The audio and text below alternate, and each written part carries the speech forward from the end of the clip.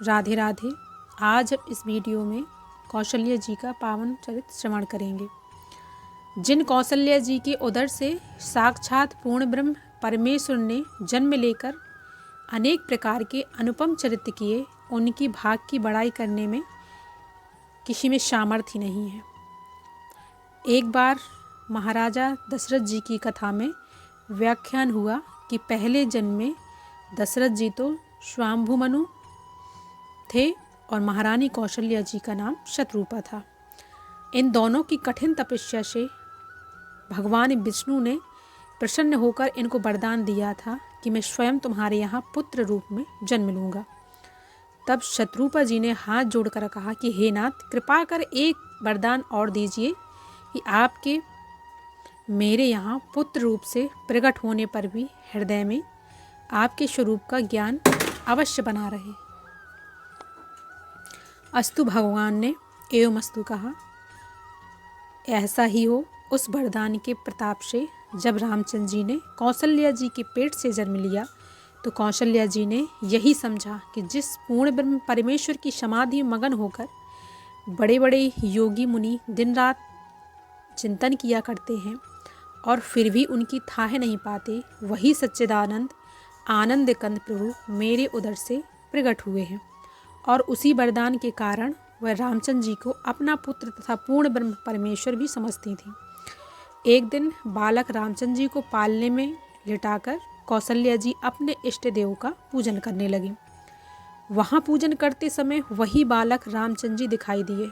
जो इनको बड़ा अचंभा हुआ, वह तुरंत ही वहाँ गई जहाँ बालक को लिटाया हुआ था, तो वहाँ भी बालक को वैसा ही सोता हुआ पाया।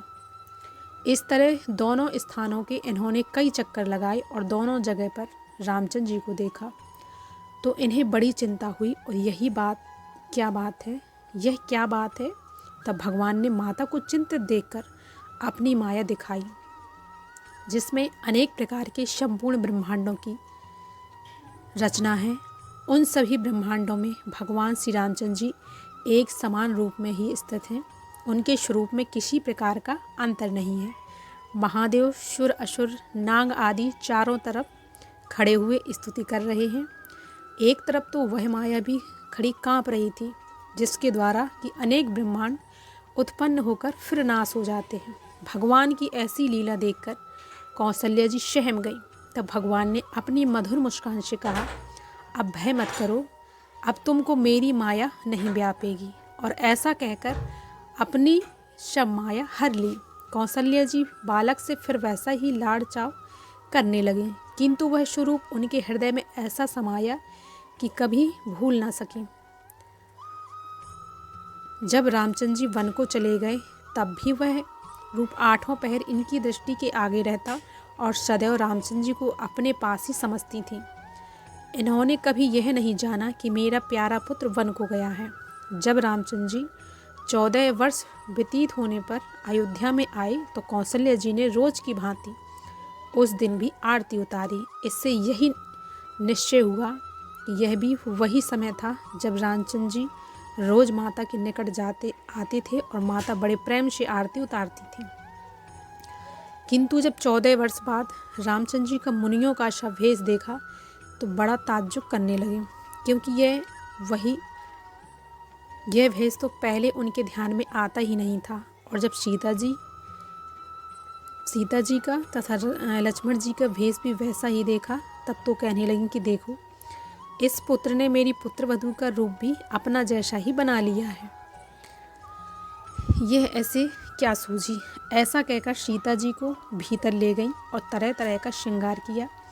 इसी प्रकार रामचंद्र जी के राज्याभिषेक का समय हुआ तो कौशल्या जी को चिंता हुई कि इस उत्सव में देवता, ऋषि, मुनि सब आएंगे।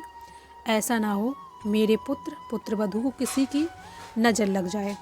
ऐसा सोचकर उधर सुमित्रा आदि तो आरती और मंगल की तैयारी करने लगी। इधर कौशल्या जी नज़र ना लगने की तरकीब सोचने लगी।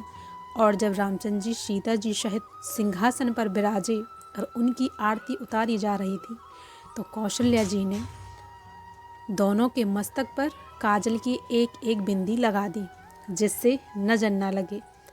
फिर आपने भी आरती उतारी और उनके परम मनोहर रूप को निरख कर आनंद और प्रेम में मग्न हो गए।